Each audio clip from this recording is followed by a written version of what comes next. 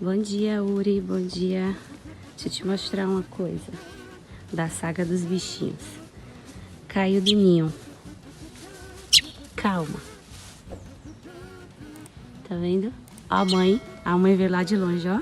Eu tenho que sair, senão, sei lá, né? Ó.